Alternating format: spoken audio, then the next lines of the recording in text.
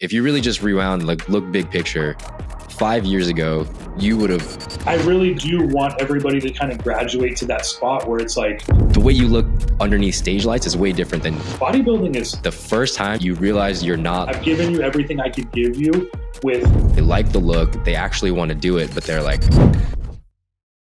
Welcome back to the Lean and Lionhearted podcast.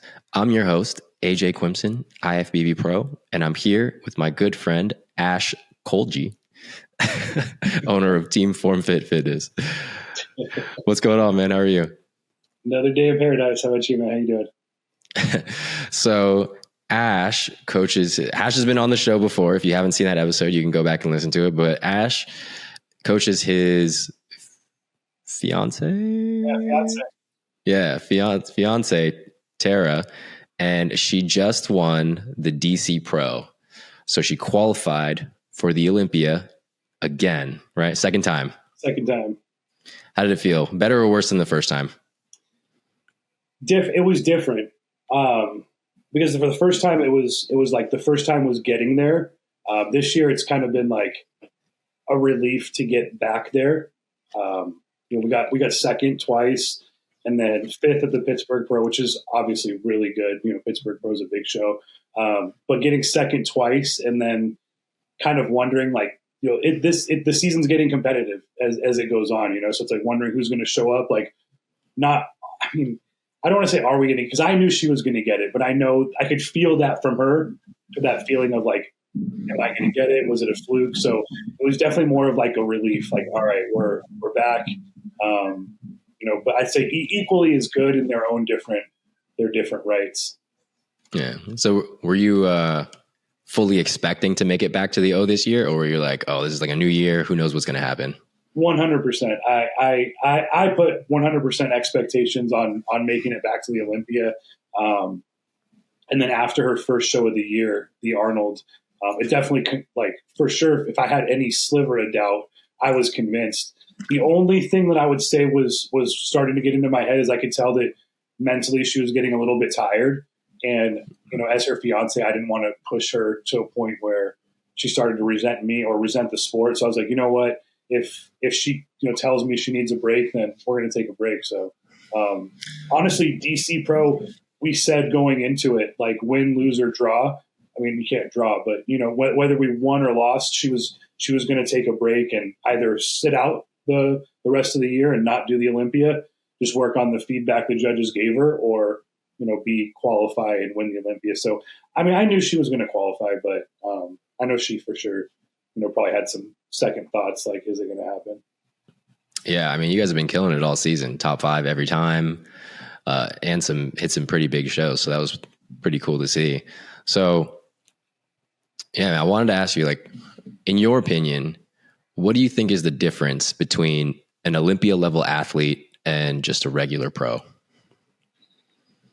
I would say that the difference is it comes down to mindset, and mindset all around, not just how you're looking at food or how you're looking at training, but how you're literally looking at everything every single day. Because, being a bodybuilder, it's Groundhog Day. You're doing the same thing every single day.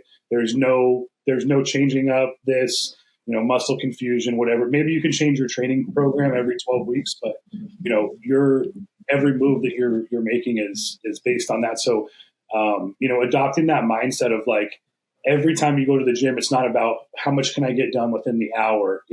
Sure, there's going to be some days where you might have to cut your workout short, but really focusing on, mindset on every single set that you're doing, every rep that you're doing, looking at foods that if you're approaching it flexible dieting, is this really going to be benefiting me long-term, or is this going to give me an immediate satisfaction now?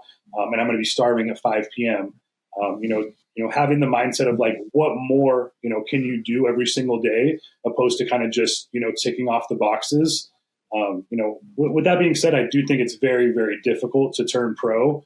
But at the pro league, at that point, it's the best. And, to get onto the Olympia, it's like more than be willing to do what everybody else is not willing to do, but, be willing to like, dude, embrace, like, how much can I suffer? Like, I want to push as far as I can go and hang out there for a very long time. So I think it really comes down to like, mindset, and every sort of aspect of prep as a whole. Yeah. So you mentioned macros. Do you do macros for your prep clients? No, I do. Everything's all meal plans with me. If we're off season, or let's say I have off season, or if I have a client that's like really struggling to get through their reverse and I need some flexibility, I'll allow flexible dieting. But if I start to see things like going too far off the rails on MyFitnessPal, I'll reel it in big time. Like I don't want leaning on dairy for protein, for my bodybuilding clients. So I'd say mostly no. But if I do have someone, like for instance, if you hit me up and you're like, hey bro, I want to work with you, but I want to do macros, I would trust that you would be able to do macros until, you gave me a reason to not think otherwise. Yeah. But like on prep, all meal plan. Yeah, 100%. We want to predict everything. And Yeah. I was actually talking to one of my clients today about that.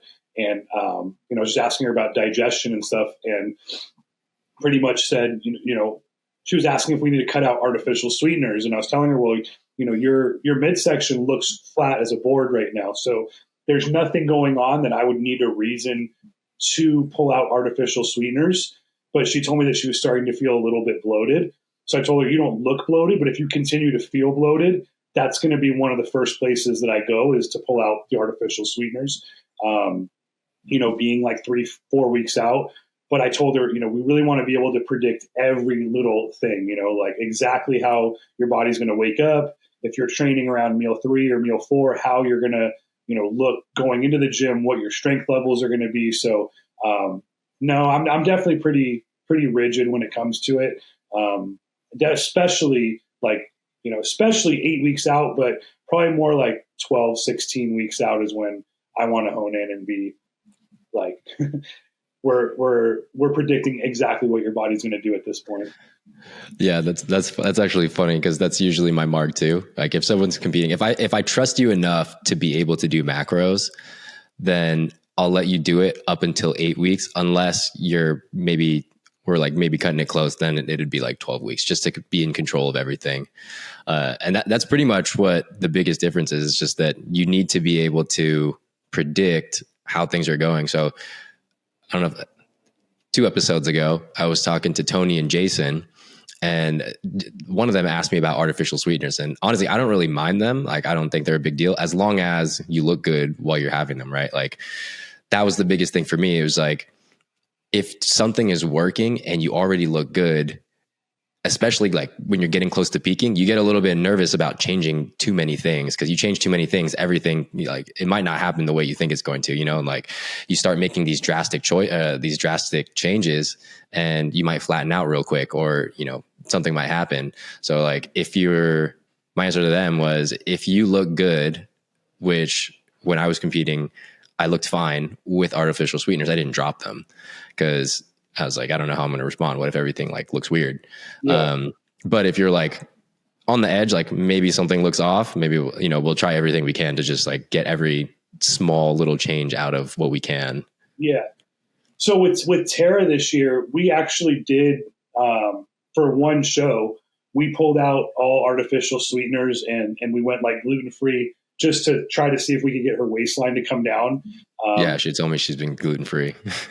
I mean, honestly, she's gotten, it hasn't been as much. She's gotten away from it. And I'm not here to, say she's lying or whatever, but going in peak week, she had like Reese's peanut butter cups, I think almost every other night, for the peak week of the DC Pro. And then I was making this like, protein cheesecake. Well, actually, you know what? I think Oreos are not gluten free.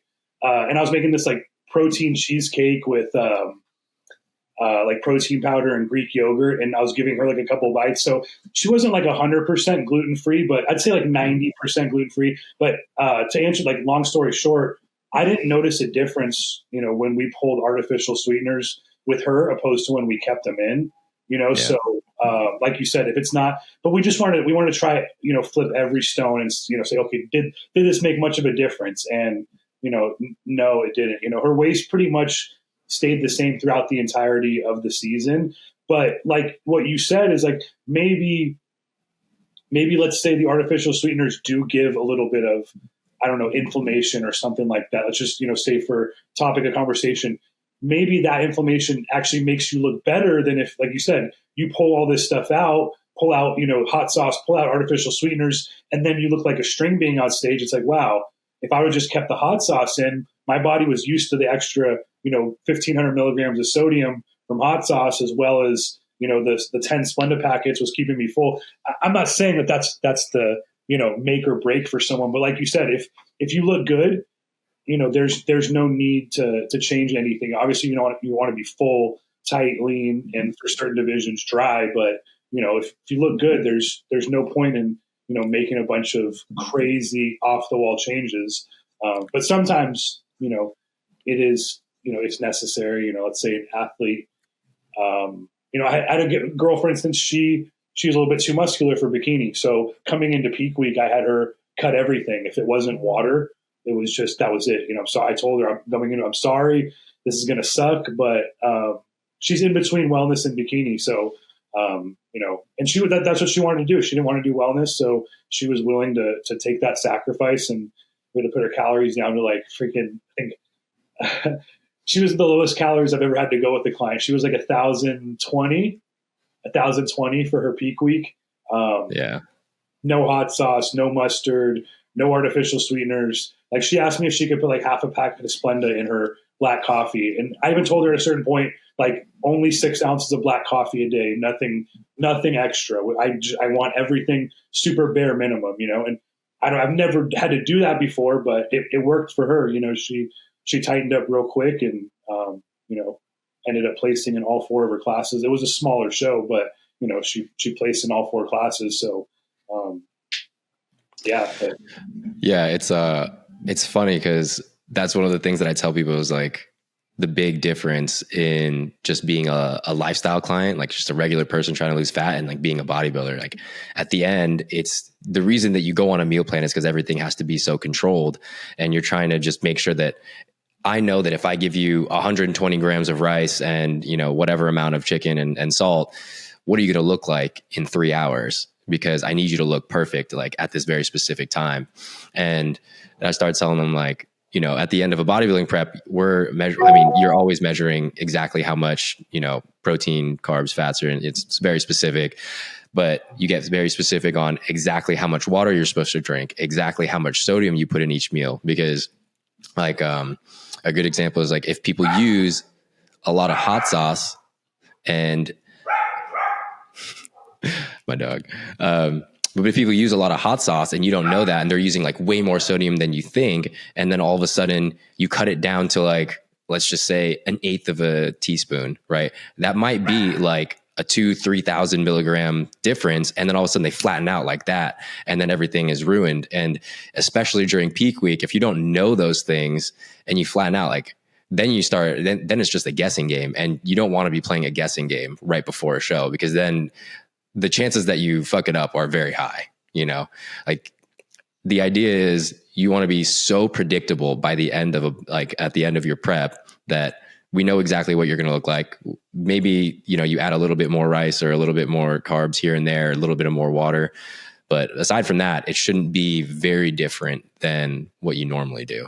And let's be honest too, the closer that we get towards a prep, if you are using hot sauce or mustard, you're probably gradually increasing the amount that you're using if you're not, weighing it out or whatnot. So then by pulling it out, like you said, you might have worked your way up from a serving per meal to freaking 2 or 3 servings per meal just to get some flavor in your life. And at that point, then you cut it out. And like you said, it's such a drastic change. And it's honestly, if you go that flat, that close to a show, there's honestly almost nothing a coach can even do for you, at that point to bring you back. There's only so much that, even like, when I first started competing, everybody would be doing like the fast acting sugars and stuff backstage. So I think it like put this idea in my head that like, I put something in my mouth and my body's going to show the change right away. And it's like that, the body doesn't work that quickly, So, you know, it's just crazy, because it's like I said, we get to a point sometimes where not even the best coach in the world is going to be able to bring you back. So, if this is an athlete listening to this, being in communication with your coach is more than just about them yelling at you for not following the plan. Is like you said, they may not know some of the things that we've picked up in that. Yeah, sriracha is 0 calories, but 500 extra milligrams of sodium times 5 is going to be a key difference maker if I tell you to cut out your sauces or whatever it may be. So, sometimes just communicating that extra little bit can probably help you, more than as an athlete. Yeah. And like, especially when you're trying to peak, like, let's just say you find out that the huge drop in sodium, which, maybe your coach didn't know about, happened. It happened. You find that out kind of midday when you're like, this is not kind of going the way that I thought it was going to go. And then it's a huge guessing game because you only have maybe another 12 hours before you're going to hit stage. And then it's a guessing game like, all right, well, do you give them way more sodium? Because if that's way more sodium at one time than they're used to, then you might start holding water.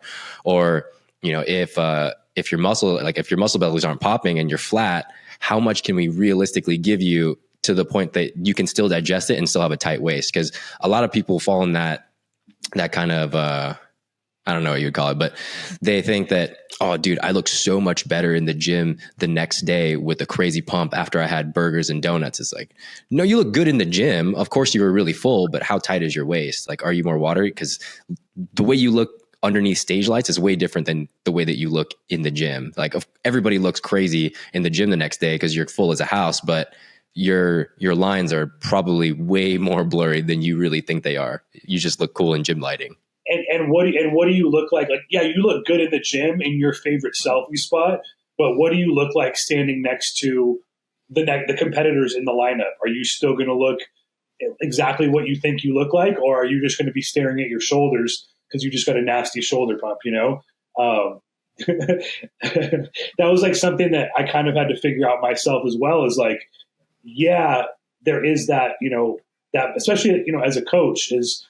With bikini, finding that line of that balance of like what's full, what's too full, what's full enough to where the lines are still being able to be seen and stuff like that. And that's what I was like kind of telling Gil on my last prep. I'm like, dude, how do we get that balance of like the skin splitting pump from a post show workout, but with the tight waist of the morning of a show? Like, if you could somehow figure that out, but I don't think it's possible to fill your muscles with that much water without, like you said, spilling over your midsection or being distended. And a lot of these divisions, I mean, every division, it's about, most particular having a tight midsection, a tight waist. And that's something that, we had to work on with Tara and figuring out, because she takes, we've talked about this before, but she takes an enormous amount of food to fill her out, so figuring out like that balance of like, how do I get her glutes full enough, but her midsection to still look like the rest of the girls on stage was tough, but the best approach that we, come up with was just pretty much keeping things the same. Once we already had her condition, like exactly what the judges wanted to see at that point, there's no need for a super big carb load. She was getting full. She wasn't, losing her pumps in the gym because her food wasn't that low. So just tried to change the least amount of variables possible to have, and we had, the most predictability, I would say, out of all the preps. Yeah. Something I always want to try that I never got to try was like front loading during peak week, like filling out kind of to the max ish and then backing off for like a day or two. So like you deplete like a little bit, but then your waist gets tighter because, you haven't been eating the last day or two. And then, you get your show day stuff for maybe like the day before show. You ever tried that? Yeah, I used to do front loading with all of my clients. And I think the first time I prep an athlete, I'll typically do a front load. But what I noticed is it's tough to get it's tough to get that maximum fullness with the front load. Like I feel like by that second or third day, because something happens with every athlete when we hit peak week. I don't know if it's the adrenaline starts kicking in, but everybody starts burning more food, you know? So Yeah. when I do set up that front load and then I have like the two or, you know, lesser days, like Wednesday, Thursday, I start to find out Friday morning, oh shit, they're back to like their pre-peak week weight and almost just as flat. So now I'm having to like push more food in or whatever, but I still do. I think it's a really safe bet doing a front load. Like you're not gambling as much because, you know, things are more controlled at that point, you know? And if you do spill over, then you don't need that last day of filling out. But I would say like majority of times I'm ending up having to load again one day out of the show. So it's been like the last few preps I've done with athletes, I've just left it as like a 1 day load. But like a new client, I definitely go for sure way more conservative in doing a front load. But I kind of like it, to be honest with you. Yeah. Well, I wanted to do like a front load, like maybe 5, 6 days out, load for 2 or 3 days, depending on how I'm doing, and then go down in food for 2 days, and then to have the last day, you know, the last day or two kind of manage like, all right, maybe it's been a little bit too low, and up the food again, but like just slightly, instead of like having crazy amounts of food, you know, like a day or two out. Cause I remember like, my last few shows, I was burning through food, dude. Like, I remember I was eating 7 meals a day, to load up. Like my first meal would be, you know, eggs and then 90 grams of cream of rice. In between every meal, I was eating 2 or 3 rice cakes with 16 grams of peanut butter. And then every meal had 240 grams of rice. And then the last meal of the day was In and Out. It was a 3x1 with 300 grams of fries. And then I would be the same exact weight as I was in the morning, which was like nuts.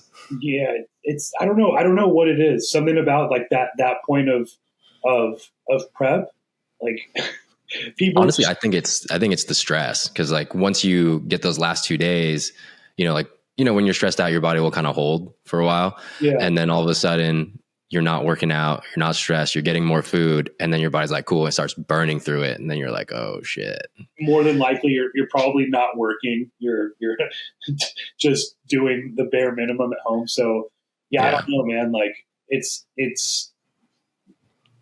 crazy. It's crazy to see, but you know, I think you know the best approach for sure is going with the least amount of change. So you know, if you have the chance to try like a front load, then I think it's a good way to check it. You know, but I'm kind of going. I'm kind of going back to like the old school way of doing it with like a last minute load, like a 2 day type load, but.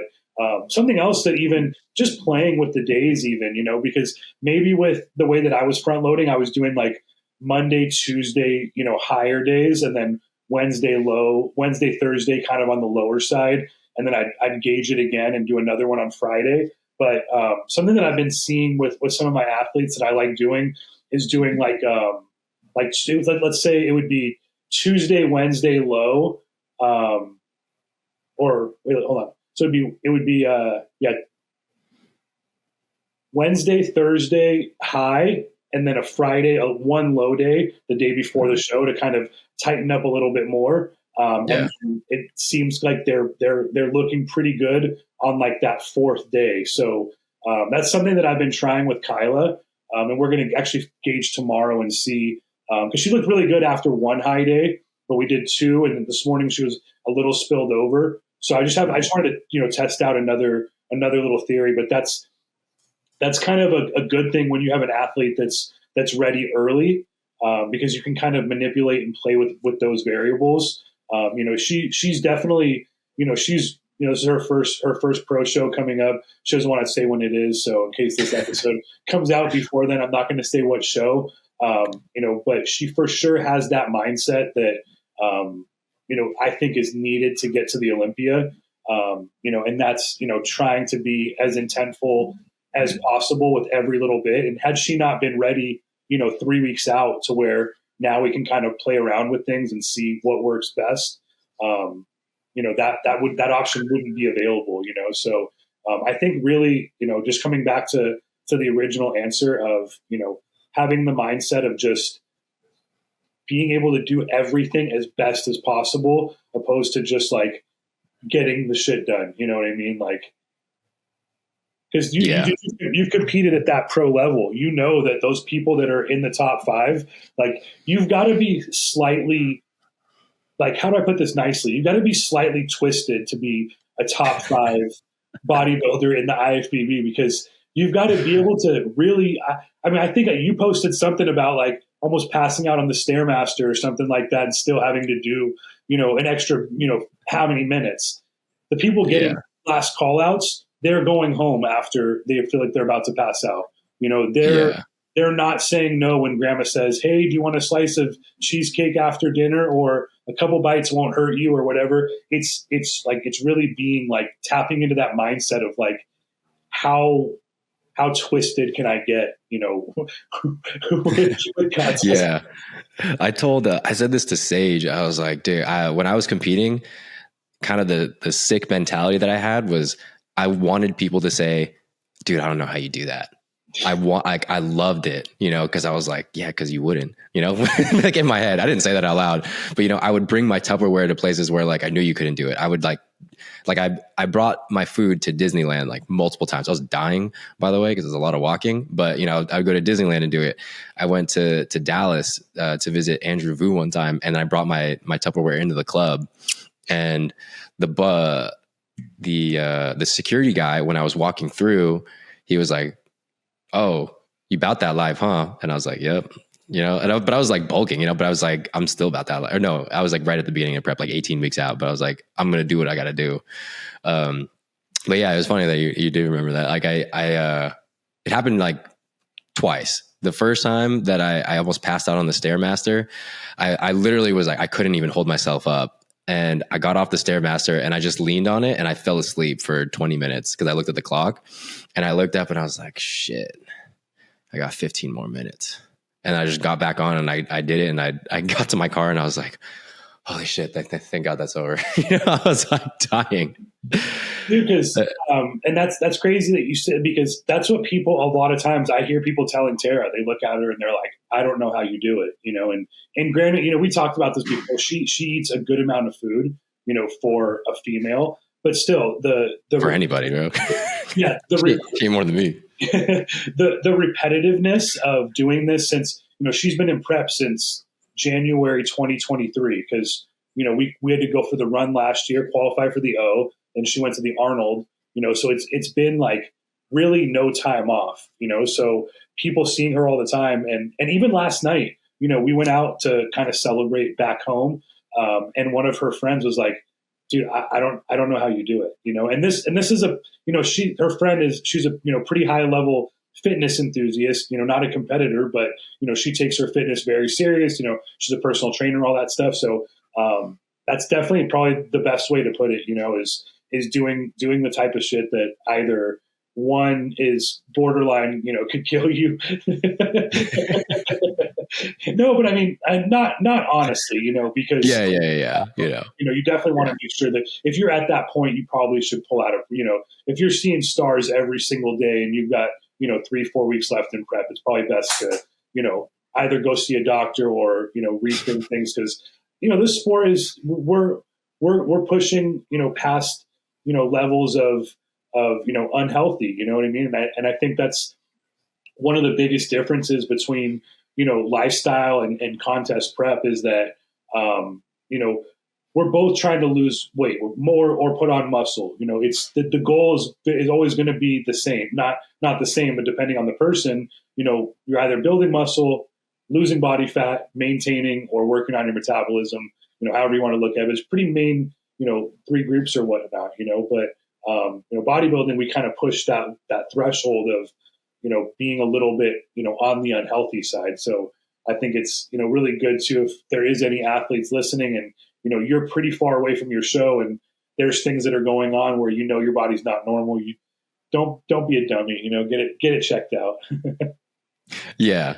I'm not promoting, working out until you pass out or anything like that. But that was just kind of my mentality. It was like, especially as a guy, you know, like there's genetic limits to what you can do. And some people, they just got it better than you know? So the only way that you can even hope to pass them up is to do everything better, more on track, you know, smarter, harder, everything. Because a lot of the guys that get it easy, they're the ones that slack off. Yep. They're also the ones that are still beating you. So it kind of sucks. But the only way that you can hope to pass them is to outwork them. Because if you're working just as hard as them, they're already genetically better than you. You're not going to pass them up. Or maybe they've been working out like way, you know, they've been bodybuilding way longer than you. So you have to make up that gap by going harder and going faster, you know? But basically like the thing that the big mindset thing that drove me back then that applies to pretty much anybody. Like the mindset that you need to have is, who do I need to become? Because when I first started bodybuilding, which was 10 years ago now, it's nuts. Like I sucked, right? I got last place. And then the second show, I got 8th place. And then by the third show, that was when I linked up with Ario and I was like, all right, man, I want to win. I want to sweep the show. And so the whole time my mindset was, what would the overall winner do right now? Would he cheat on the diet? Because if he wouldn't cheat on the diet, I can't cheat on the diet, right? Because you have to essentially become the person before you get the result that you're looking for. And that goes for if you're just trying to lose fat and, you know, get in great shape as just a normal person, right? If you asked yourself, honestly, what do I think the person has to do? Or no, sorry. If you ask yourself, the person that already has what I want, what do I think that they had to do to get there? And then you do that. Because a lot of the time people say that they want a 6-pack and they want to be in great shape. And if you ask them, what do you think that person had to do to get there? They'll tell you, oh, they probably worked out really hard and they ate really clean and, you know, blah, blah, blah, blah. Right. And then for whatever reason, they're like, yeah, but I want to do it like this, but I want to do it like that. I don't want to do that. It's like, all right, but if you don't do those things that you know are required to get the goal, because you already know what is required, you're not going to get there. Because if you could get there because you were more genetically blessed and you were special, you wouldn't be in the position that you're in right now. You would already be there. I say that I say that all the time. You know, me and Tara, we have, you know, conversations, you know, that don't get out there, but a good amount of my clientele comes after, you know, she wins shows or, you know, based on how she looks, you know, she's essentially my poster child. And they'll come to me and say, oh, I want to look like Tara. And, you know, not to be rude because, you know, it's just a straight up fact. Like, do you really want to look like Tara? If you really want to look like Tara, you got to understand that for 16 months straight, there is no Cinco de Mayo. There is no New Year's Eve bash. There is no, you know, it's just facts, you know, and that's one thing that I try to explain to my clients that want to like give up. You know, I give them the other side of it and I say, it doesn't make you a bad person to not want to do this. Like bodybuilding it's fucking hard. And just like you said, if you're not willing to bypass sushi on Saturday night because everybody else is going out and you should take your container, or let alone have some sashimi with the scale, let's go a little bit further and give someone more benefit of the doubt. If you're not willing, you know, to do all of those things, Tara's going to lap you every single weekend that you're not willing to do those things. You know, comes down to the weekends and people ask me and Tara, like, what are you guys going to do this week? You know, and we're fully invested. You know, we've last 3 years in this. You know, I believe she could win Miss Olympia. We want to push this thing as far as we possibly can make it. So yeah, we're doing a lot of quote boring shit to you guys, but that stuff, she does it with a smile because she knows I'm getting 1% better today. I'm getting one step closer to 8th place, to 7th place, to 6th place, you know, because that's been our goal this year. I'll be honest. You know, she stays super quiet and humble, but like my goal is I have a list. Like I want to start pecking up the list. You know, I'm not going to be stupid and say we're going to go from 16th place to winning Miss Olympia this year. But if we can start at these shows beating these girls that are placing in the top 15, then, you know, that's what I want to do. And a lot of times when I'm, you know, when we're training in the gym, I'll tell her exactly which girl's competing in that show. We usually know. And I say, hey, you think so-and-so is letting off right now? Like, keep going. You know, I know it hurts, but like, keep pushing. You know what I mean? And, like you said, it's coming that mindset of like maybe not necessarily trying to become that person, but be that version of yourself that you need to be in order to, you know, outbeat the talent. Because, sometimes, let's be honest, the best of athletes can still show up off. And if you do all of that little shit and do it with complete psycho, being a psycho and not resting in the middle of your sets and, really going hard in the gym up until the show, you're going to be able to smidge past them. It might not happen the first round. Like, I'll be honest, we wouldn't get considered, but now it's starting to happen where, Tara is consistently showing up and knocking at the door every single time, where it's like, damn, it's going to eventually come to a point where, that top girl is going to be off and, we're going to slide right in, so, yeah, I mean, that's exactly how I placed in the top 5 the first time. I mean, it was basically the first time that I was able to place in the top 5, we were still on a point system for the Olympia. So everyone's competing all the time. And not gonna lie, I was getting wrecked. I did 4 shows in 5 weeks. And the first 3 shows, I was getting dogged. I got last place, 13th again. And the second time I got 13th, they pulled me in kind of like, with the second half of first call outs. And then they left me in until like 13th. So, like, I think I was there. Yeah, it was in Utah, Salt City Showdown. Right.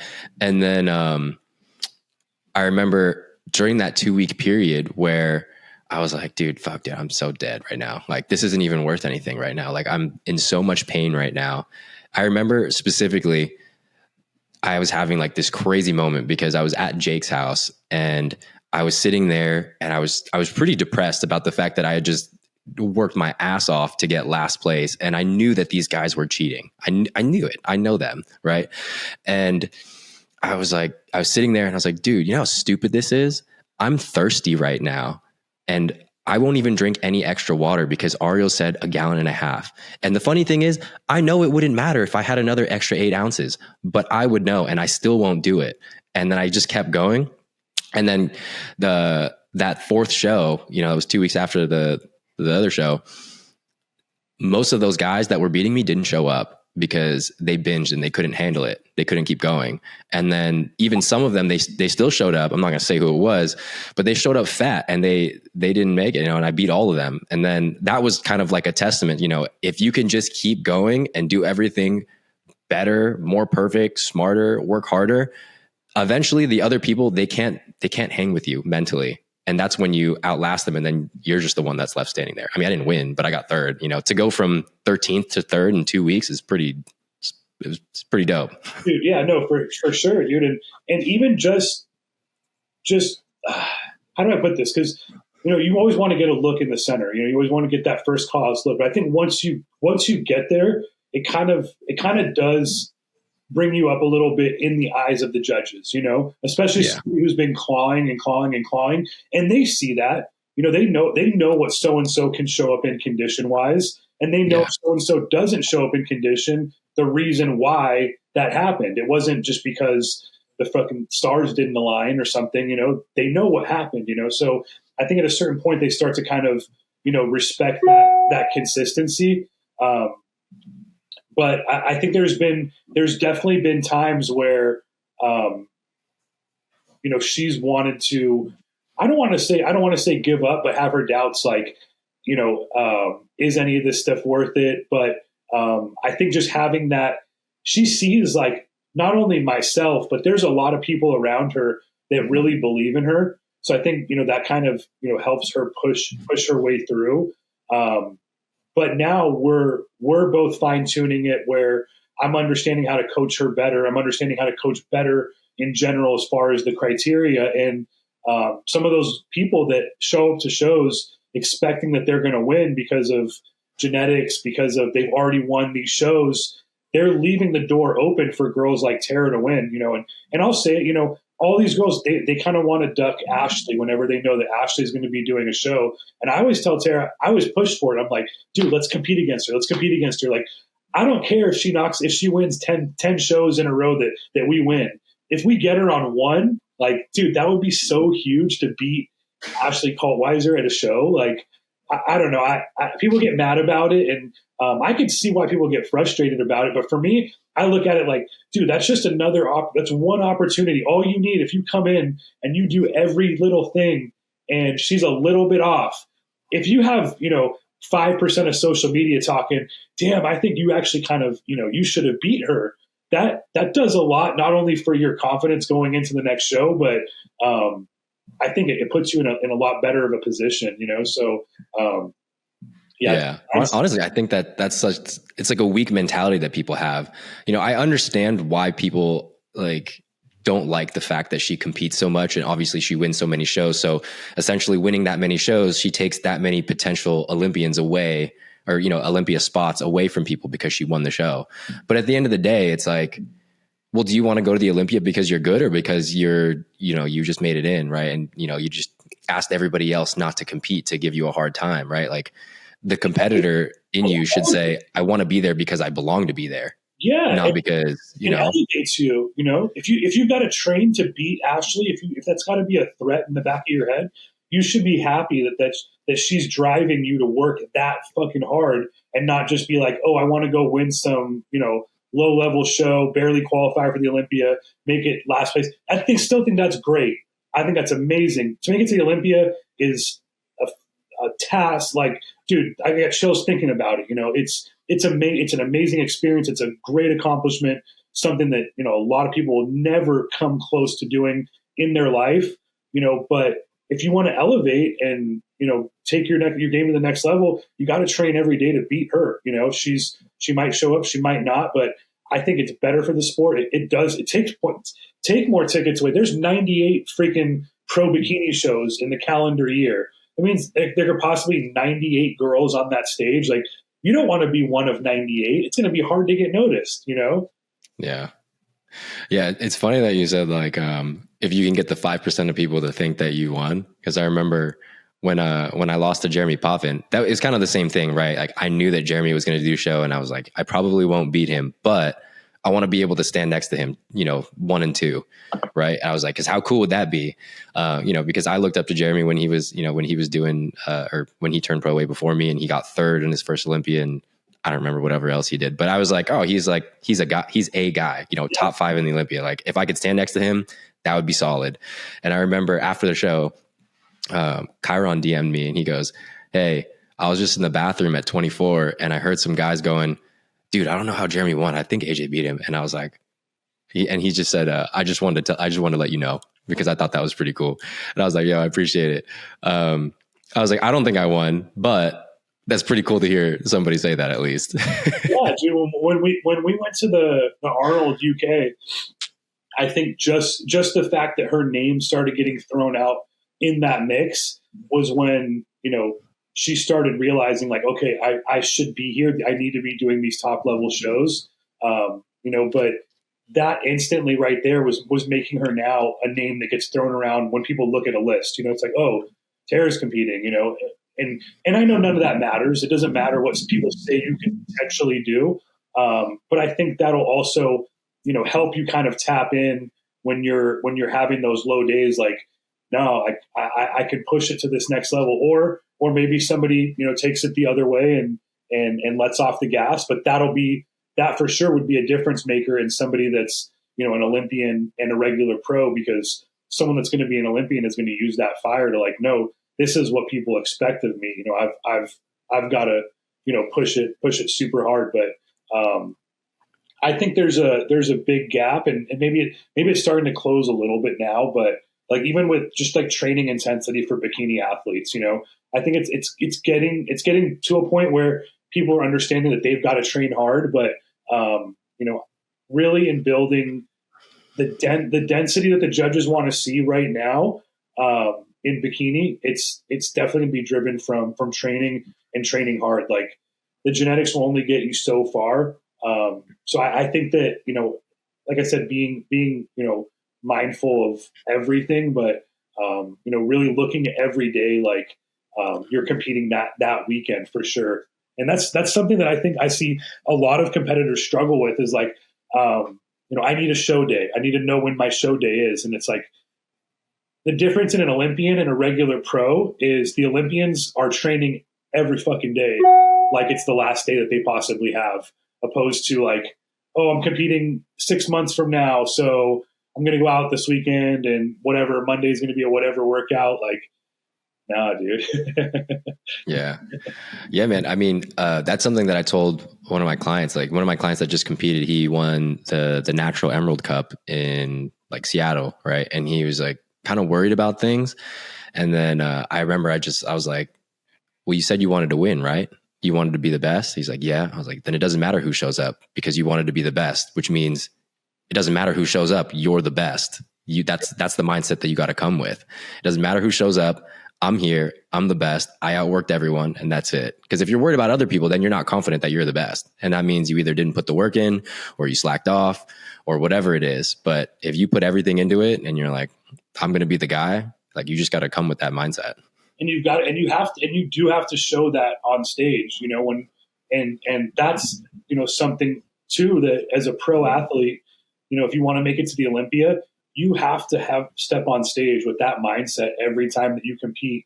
Even if, let's say, you're off, you've got to step on that stage, like regardless who's on there, that this is my show and I'm here to win. And that's something that I've really been drilling into Tara every single show that we're doing, is like, it doesn't matter who's in this lineup anymore. Like you're getting to the point where you're her, you're that girl that people are going to be worried about when your name's on the list. So start acting like it on stage. And even this last show, this last weekend, we encountered something that she's never had to kind of deal with. But as a guy competitor, I would have handled it much differently. But in the first call out group, or the confirmation, the girls on both sides of her were really tall, and they were kind of standing like too close in, so they were kind of blocking her back. So she was kind of having to stand back. Whereas like, men's physique guys, they're bumping their elbows to try to get forward, and she kind of just, let it stand back. And I told her after prejudging, I was like, babe, I don't care if those girls are your friends. You need to stand in front of them. If you've got to like walk completely in front of them, you need to show the judges, like, this is my stage. I don't care who else is standing next to me. I don't care what they look like. I'm winning because I'm the best. Like, that's, like you said, that's what we came here for. And if you just stand back, you're not going to be that pro that gets called to the Olympia stage. Thankfully for us, we had, physique wise, we had the other girls beat so much that it really didn't matter. But it could potentially come down to that, so it just comes back to mindset, dude. Mindset is, I think that's something that pretty much any real, notice, like, or any big figure athlete has, is, we all remember them for their mindset. Tom Brady, Kobe Bryant. We have all these quotes of these guys they've said because of the mindset that they've adopted or had to adopt over the year or years, becoming a freaking champion. Yeah, 100%, man. So what's your split of contest prep coaches to just regular lifestyle clients? I'm sorry, contest prep clients versus lifestyle clients. I'd say it's probably 2 to 1. So for every 2 lifestyle clients, I have 1 contest prep. Oh, really? Yeah. Okay. I don't have that. I don't have like a huge like list of clients. Like, for example, the next like 6 clients that I have competing, they're pretty much all doing different shows. Like, I don't ever have like 3 or 5 athletes on one day.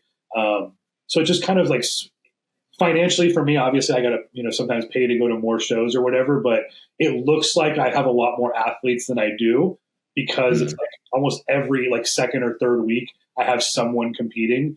But yeah, it's not that big. But it's starting to change. I think within, the NPC, there's obviously your dominant teams that are going to be getting a lot of the athletes, the, meat and potatoes. And I get it. If I was brand new to a sport, I would be looking at who has a booth or whose name's on the banner, because that's who I would assume is the best place to go to.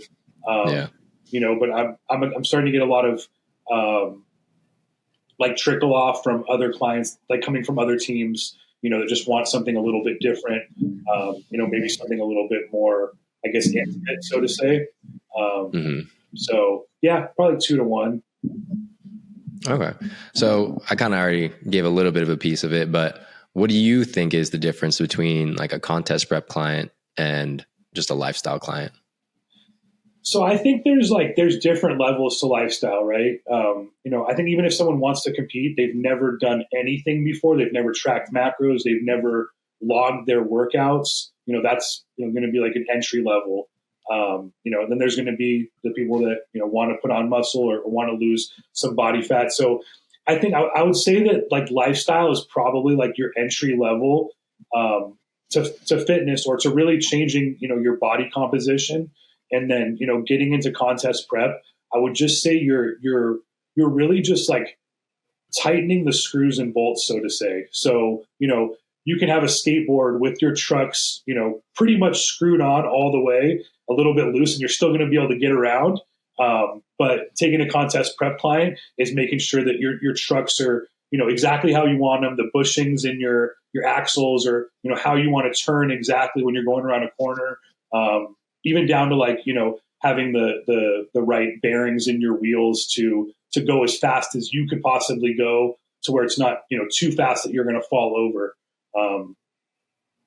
That's a pretty good analogy. Yeah. I've never heard that analogy. I saw where you were going with it in the beginning. I was like, whoa, what is this guy talking about right now? But no, it makes sense, right? Yeah, I mean, that's basically that's not the analogy I use, but it's a similar one is the one that I use is like, think about it in terms of like walking a path, right? The difference between a bodybuilding client and a lifestyle client is just that you're walking down a path. In the beginning, it's incredibly wide, right? But as you go further and further along, it gets more and more and more narrow, right? Until at the very end, which is your 100%, like 100% of what you're fully capable of, it's it's like this, right? Like there's only one thing that you could do, right? So in the beginning, you could take a step to the left and to the right. Like there's so much variation of what you can do to take a step forward. But as you get better and better and better, the path gets more narrow and you have to be more on the line of, going straight. Right. And so it's just like when you're a lifestyle client, you just have more flexibility in terms of like what you can do. Because you're really only trying to get to maybe at most like 80% of what your body's capable of. Like 100% would be like everything that you are genetically possible of, living like an Olympian. You might not have the genetics to be an Olympian, but that's how you would live your life, to be at 100%. But for most people, they really only want like 70 or 80% of what their body's capable of. So there's a lot more flexibility in terms of like what you can do. And like for me, like when I coach lifestyle clients, I'm more looking for a forever solution for them. Like how are we going to create healthy habits, give you enough information and knowledge about nutrition and training so whether you can take this for the rest of your life, right? Because like I don't want to just get you results now. I want you to have them forever. But a contest prep client is like right now. We're going to look our best right now at this specific moment at this specific time. So I'm in control of everything. I'll teach you whatever you want to know, but like we're only going to do things my way. Yeah. And I think that there are some lifestyle clients that they're already pretty much doing everything a bodybuilding client would be doing as well. They just don't want to have that pressure of saying that they're, quote, in a contest prep. But for example, I have a girl that I'm working with right now, and she's like, what would the difference look like? And I told her, like, for her, she follows a meal plan. She doesn't do macros. When she wants me to change her meal plan, I do. But we haven't had to, we literally have just kept her to the same foods because she enjoys eating the same thing every single day. Easy. I literally told her, I was like, the difference would be taking out your weekends that you drink. She drinks, I think it's been like every third week or something like that. She's had a few margaritas with the girls. That's literally the difference for you. But I might have some client that, for instance, they're still struggling to get their water in. They're, kind of struggling to figure out what foods keep them satiated the most, but also don't make them feel like they're super duper restricted. I definitely have a very wide level of experience and goals, so to say, coming from my clients. But I honestly try with all of my clients, and I don't want people to think that my ultimate goal if you work with me as a lifestyle client is to push you to a contest prep. But I really do want everybody to kind of graduate to that spot where it's like, I've given you everything that, like you said, I've given you everything I could give you with a lifestyle approach to things.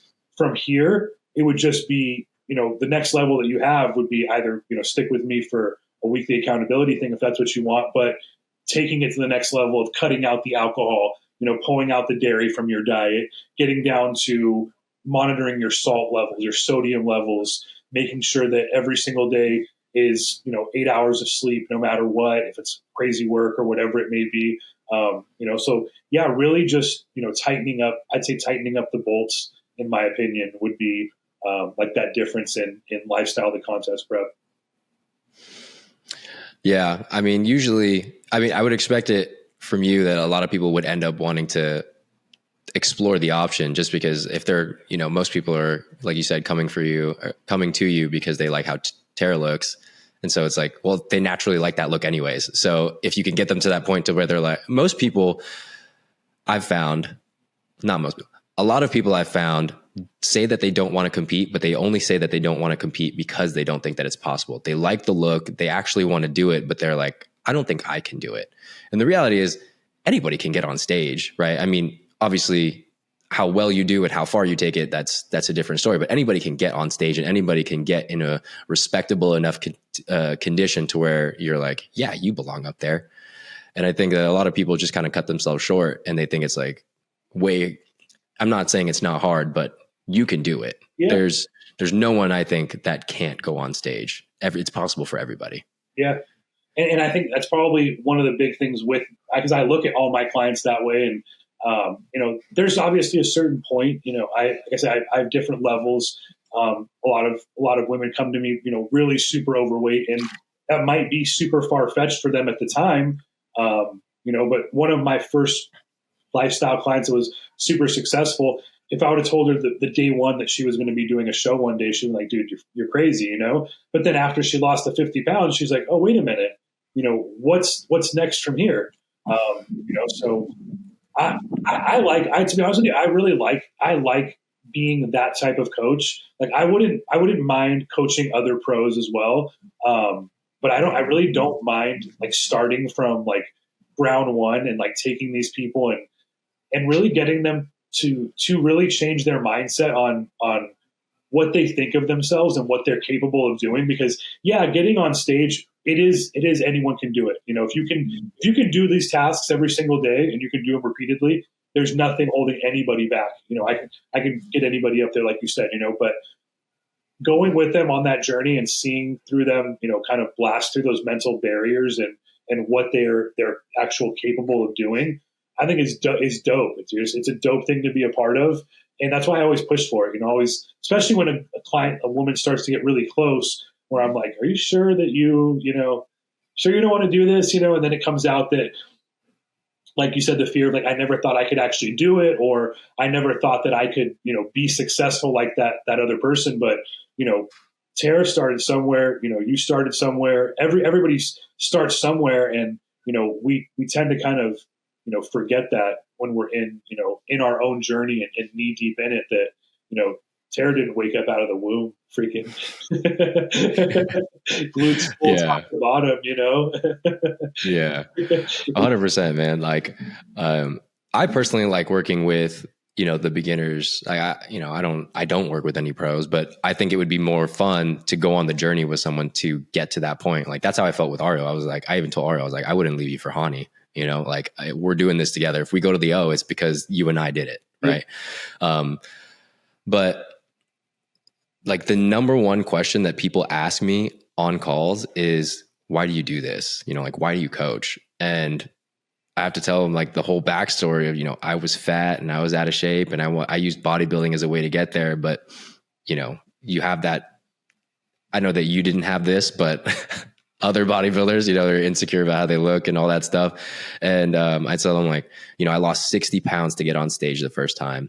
And you go from being this insecure person who doesn't like what they see in the mirror. You pinch your love handles and your belly fat all the time. And then one day you wake up and you look in the mirror and you go, oh shit, I look good. right? And that day is different than any other day because, other days people will be like, hey, you lost weight, you look good. Oh, dude, you're looking, your face is leaner, right? And like people will always say that to you, especially on prep and stuff. And you're like, yeah, but I don't look the way that I want. Mm-hmm. And so like the first time that you look in the mirror and you're like, dude, I look sick. That's like the craziest moment. And I love seeing that moment in people, because it's different when you've competed a lot of times. Yeah. You've seen yourself and like you're like, yeah, I look my best this time. But the first time you realize you're not the fat guy anymore or the small guy or whatever it is, and you're like, dude, I look sick. That moment is like priceless. I love getting those texts. In fact, before we got on this call, I have a client that she actually came to me from another coach. She's a natural bikini pro. Now she's going to, try NPC or whatever.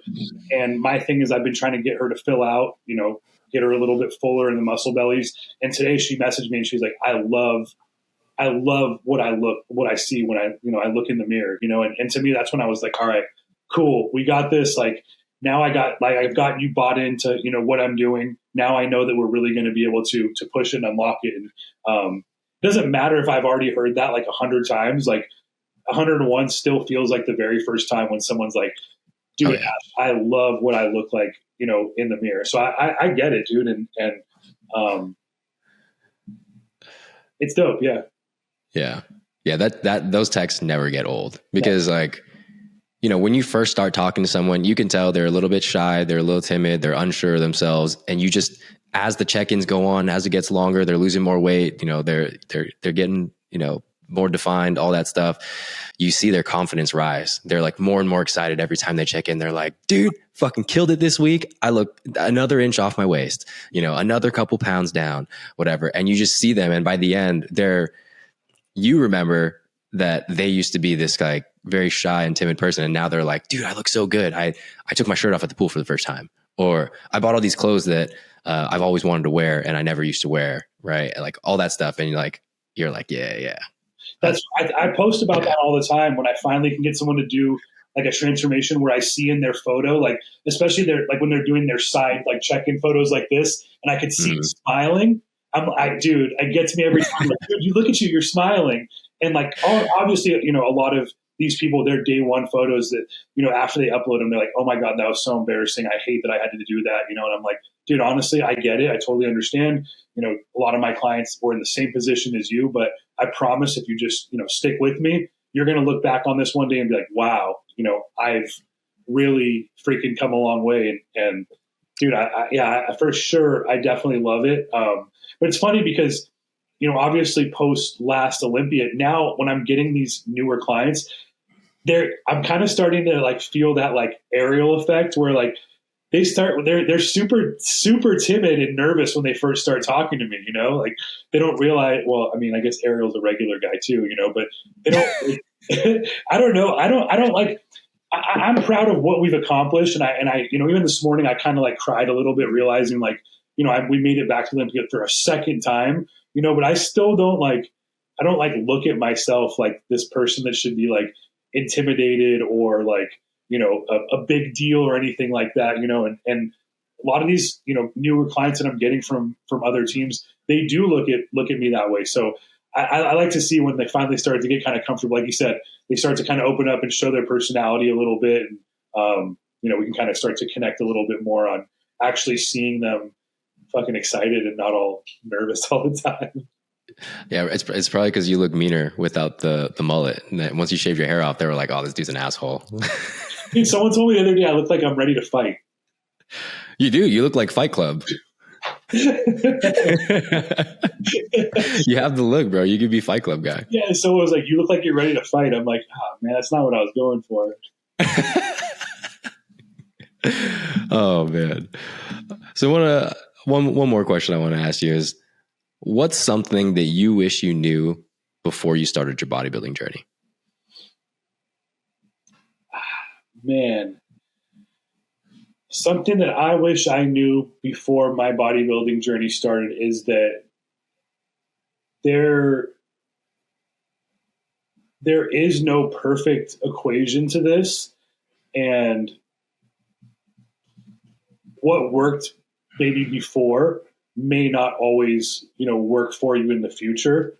And I guess kind of to elaborate on that, just meaning so much like, for instance, you might have been able to tolerate tilapia one year really well, and the following year it just goes right through you and has no satiety. But just that there's going to be things that change, and you've got to be willing to accept and understand that you're not always doing things the best way, even though you think that you are. Yeah, I said that same thing in a recent episode. I was just like, no 2 times that you diet, even if it's just you, it's never the same, right? Like a diet that works for you now is not going to work for you in a year. It's not going to be, every time is different. Every time you diet down, you learn something new. 100%. Yeah. I had like a couple things that I thought of. I was like, well, one thing that I wish I knew before I started bodybuilding was to just be present. You get so wrapped up in competing and you're like, the next show, the next show, the next show, the next goal. And then all of a sudden one day you retire and you didn't know you retired, and you're like, oh, I didn't enjoy a lot of the things that I probably should have enjoyed because I was always thinking about the next thing. I didn't want to get too caught up in this thing that I just did because I didn't want it to make me complacent and comfortable. But that also means that you didn't quite enjoy it because you're always like, all right, next thing, So it's kind of like a double-edged sword, always looking ahead.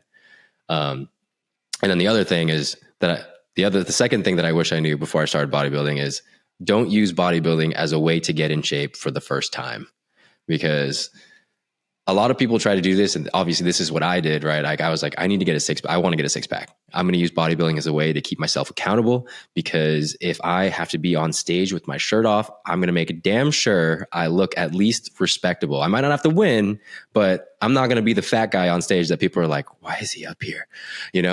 So that's what I did. But anyone that has ever competed before will tell you the first time you compete, you don't know what's going on. You're so stressed out. And right after the show, it doesn't matter what you feel like leading up to it. I know like dozens, if not hundreds of people that before the show happened, they were like, I could just keep eating like this forever, because you're so locked into the goal. The second you taste normal food, all hell breaks loose and you can't bring it back. Right. And so it's even worse if you use bodybuilding as a way to get in shape for the first time, because you've never been in shape before in your life. And then all of a sudden all hell breaks loose. You're eating all this crap. You're eating cookies, you're eating ice cream, and you gain 20 pounds in like a week. And then you go from being in the best shape of your life to the worst shape of your life, not the worst shape of your life, but you go from going the best shape of your life to looking horrible like that. And then that's super depressing and really hard to mentally kind of deal with. For the first time dieting down. So my recommendation, you don't have to take it with a grain of salt, whatever, but get lean first, get in a comfortable place, get comfortable dieting, and then, build the food back up, maintain that kind of lifestyle, and then see if it's something that you still want to pursue. Because the pressure of the show will crush some people. I think if you asked me about bodybuilding and not fitness, what I wish I knew about bodybuilding, what I could tell myself back then is that the show day is not when it's over. It's not over. The show day does not end prep. That's that's not how it works. But I think with fitness in general, just that things can change and I mean, even when you diet down for the first time, like I think a lot of people, they just get stuck in. Well, I guess the number one thing that I think people mess up is only thinking about the goal in terms of when you get to where you want to be, not how am I going to maintain this, right? A lot of people, they reach the goal and they're like, cool, done. I'm going to go do whatever I want now. But whatever you did to get to the goal is what you kind of got to keep doing to maintain it. Obviously you want to build the food back up, but it's not enough to just get there. Your food's low, your cardio's high, you're hungry. You have to think beyond just reaching it. You have to think, I got to get to the goal. I got to build my food back up. I got to get my cardio down, get to a good place of maintenance while maintaining that body composition. And then I can start doing more of the stuff that I want to do and, living my life a little bit more, because things are really rigid when you're on the way down. There's not like, even if you're on flexible dieting and macros and everything, like at some point it's not that flexible. There's not that many options, Not at all. Yeah. I like that though. Celebrating the wins. I think that can be said about anything in life, not just fitness, but, learning how to make sure that, like you said, there's key core things that I think should be celebrated. Making it Yeah. to the Olympia. Yeah, 100%. Maybe a little trip to Mexico. You're right. Yeah, that's definitely for sure one thing that I love. That you had mentioned is learning how to definitely. I think it's learning how to celebrate those victories along the journey of life in general. It's like you said, you don't want to look back one day and be like, damn, well, I accomplished all my dreams and my goals, and now I'm 65 and retired, dope house and all these things, but like, fuck, how much longer are you going to be able to create memories at that point? Yeah, 100%. And it's crazy because even when you know that, it's so easy to get sucked into just the day-to-day things. Like on a day-to-day, you're stressed out about, I got to talk to all my clients. I got to build out this. I have to make content. I got to do this. Oh my God, it's a slow month, whatever. Right. And if you really just rewound, like look big picture, 5 years ago, you would have killed to have what you have right now. But now that you already have it, you're like, oh, it's not enough. I want more. And so just like being able to take that step back and just appreciate where you are is like, it's important, but it's hard to do sometimes.